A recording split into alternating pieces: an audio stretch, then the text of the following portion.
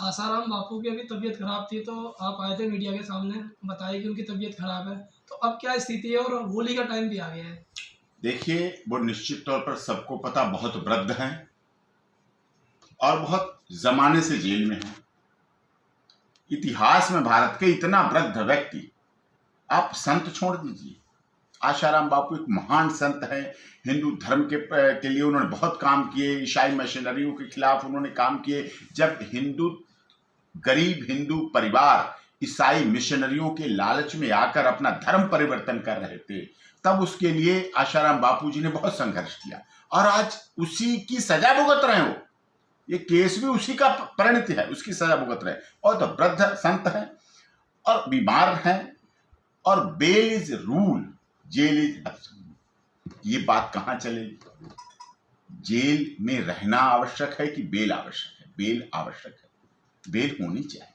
लेकिन उस संत को इतनी उम्र के बाद, इतने ट्रायल के बाद इतनी सब चीजें आ गई, ठीक है, तो बेल ही तो मांग रहे हैं। उसके बाद उन्हें इलाज के लिए, इस देश में दुख यह है, आतंकवादी को तो इलाज के लिए बेल मिलती है, लेकिन एक संत को इलाज के लिए बेल नहीं मिलती। एक संत को, एक हजारों हजार करोड़ के घोटाले करने वाले राजनेताओं को इलाज के लिए बेल मिलती है, उन्हें अपने परिवार के लोगों के इलाज के लिए भी बेल मिलती है।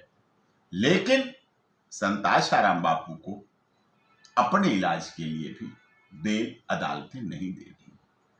ये उचित नहीं है, ये ह्यूमन राइट्स का वायलेशन है। मानव के एक अधिकार हैं, मानव के अधिकारों का हनन किसी भी सीमा में नहीं होना चाहिए। मानव के अधिकारों की रक्षा हर सीमा पे होनी चाहिए, हर कदम पे होनी चाहिए, हर जगह होनी चाहिए। अगर आप मानव अधिकारों की रक्षा, वृद्ध के अधिकारों की रक्षा, उन्होंने क्या, ये केस ठीक है, जो चला वो चला, मैं उस पर नहीं जाता। जिस तरह से बना वो बहुत लंबी कहानियां हैं, लंबा उसका विस्तार रूप है। लेकिन जो आपने जेल का सवाल किया, बेल का सवाल किया, बीमारी का सवाल किया, क्या ये नहीं सत्य है कि वो बीमार हैं?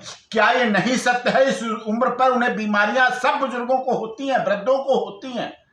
वो तो धार्मिक हैं, वो तो संत हैं, और कोई ऐसा राजनेता नहीं जो आज अड़चने पड़ रही हैं, जो अड़चने डाल रही हैं, जो अड़चने सामने हैं। आज तक पूरे देश का कोई ऐसा राजनेता नहीं, सत्ता, विपक्ष, मुख्यमंत्री, प्रधानमंत्री, गवर्नर्स, जहां जहां कहीं की आप बात कर लिए विस्तार पे, आपको फोटो मिल जाएंगे, कोई ऐसा नहीं था जो संत आशाराम बापू के सत्संग में पहुंचा ना हो, आशीर्वाद लिया ना हो, नतमस्तक हुआ ना हो, कथा सुनी ना हो, अपने विचार व्यक्त किए ना हो, अपना बोला ना हो, और ये ना कहा हो कि संत आशाराम बापू हिंदू धर्म की रक्षा के लिए, हिंदू धर्म के उत्थान के लिए, हिंदू धर्म के आगे विकास के लिए लगातार संघर्ष कर रहे हैं, आगे बढ़ा रहे हैं अपनी कथाओं के माध्यम से। सनातन धर्म के लिए, सनातन धर्म के लिए उन्होंने काम किया। आज सनातन धर्म पर संकट आया हुआ है, आज सनातन धर्म के लोग संकट में। आप देख रहे हैं रिंकू हत्याकांड हुआ मंगोलपुर, कितने ये सनातन धर्म के ऊपर कितने प्रश्न लग रहे हैं, कितने सवालिया निशान लग रहे हैं, लोग बात कर रहे हैं, लोग उन बातों को उठा रहे हैं। लेकिन संत आशाराम बापू अगर होते तो कोई इस तरह से सनातन धर्म के लिए सवाल उठाने वाला पैदा ही नहीं होता। आज कितने लोग सनातन धर्म के लिए आवाज उठाते हैं, राजनेता उठाते हैं, क्योंकि सनातन धर्म कमजोर हो रहा है। सनातन धर्म को मानने वाले, सनातन धर्म को आगे बढ़ाने वाले, सनातन धर्म को चलाने वाले आगे, ऐसे संत आशाराम बापू जैसे संत जेल में हैं और निर्दोष हैं। क्या क्या हुआ उनके साथ, क्या क्या नहीं हुआ। वो एक संत, उसे इतनी टाइम था ये सब कुछ करने कराने के लिए, जिस तरह से दिखाया गया केस में। जो व्यक्ति हर समय सैकड़ों लोगों के बीच रहने वाला, सैकड़ों लोगों के बीच रहने वाला, लाखों की बात मत कर रहा हूं मैं, कथा की बात नहीं कर रहा जहां लाखों लोग आते थे, मैं वो बात नहीं कर रहा जहां निकलते थे तो हजारों लोग होते थे। वो हर समय सैकड़ों लोगों से घिरे रहने वाले संत आशाराम बापू को ऐसे केस में रखा गया और जेल में रहे और बेल नहीं हो रही, ये दुखद है। उनके भक्त कहते हैं, जो उनको मानते हैं, जो भक्त कह रहे हैं उनके, कि दीपक चौरसिया वो वीडियो को ऐसे तोड़ मरोड़ के लगाए हैं कि उनकी वजह से इनको जेल हुई है। क्या ये बात सही है? देखिए, मैं किसी पर कुछ नहीं कहना चाह रहा, ट्रायल की बात है, केस की बात है, मीडिया ट्रायल हुआ, मैं ये मानता हूं। मीडिया ट्रायल के प्रभाव की वजह से उनके केस में सब हो रहा हो, और जहां मीडिया ट्रायल, कोई भी केस हो, जहां मीडिया ट्रायल हो जाता है वहां केस का फैसला जरूर होता है, लेकिन न्याय नहीं हो पाता है। मीडिया से अफेक्टेड केस में फैसला हुआ, संत आशाराम बापू के में भी फैसला हुआ, लेकिन न्याय संत आशाराम बापू को नहीं मिला। Access to justice for all, न्याय सबके लिए होना चाहिए, ये नहीं मिला। आज कल होली है, होली 2021 की है।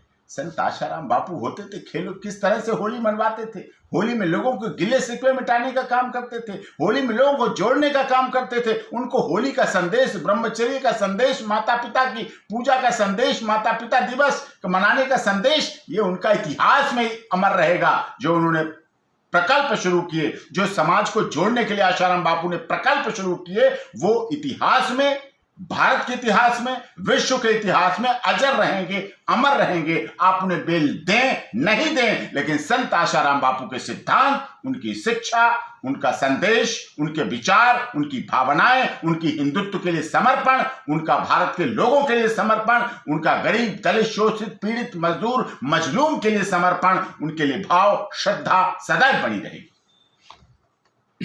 और आशाराम बापू जो अभी उनके लिए क्या कुछ कर रहे हैं आप? देखिए, संत आशाराम बापू जी के मैटर पेंडिंग हैं, इंटरिम बेल लगी, नहीं दी गई, मेडिकल ग्राउंड हैं, मेडिकल हैं, लेकिन पूरी तरह से संत आशाराम बापू मीडिया ट्रायल और राजनीति का शिकार हुए।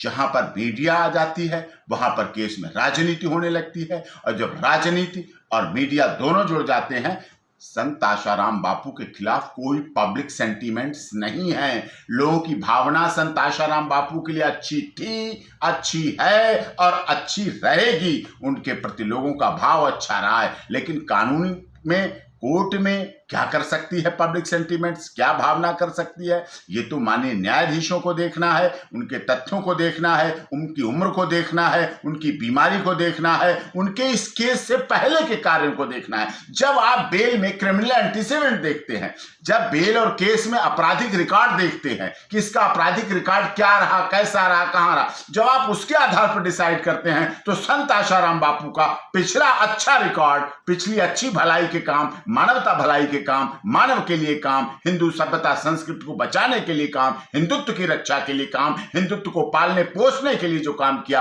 वो क्यों नहीं ग्राउंड माने जा रहे हैं? उनको क्यों नहीं आधार बनाया जा रहा है? उनको क्यों नहीं बेस बनाया जा रहा है? उनके सत्संग में आए हुए लोगों के फोटो, उनके सत्संग में आए हुए, कथा में सुनने आए हुए लोगों के विचार, उनको क्यों नहीं ग्राउंड बनाया जा रहा? वो मजबूत ग्राउंड है, होना चाहिए उसके लिए।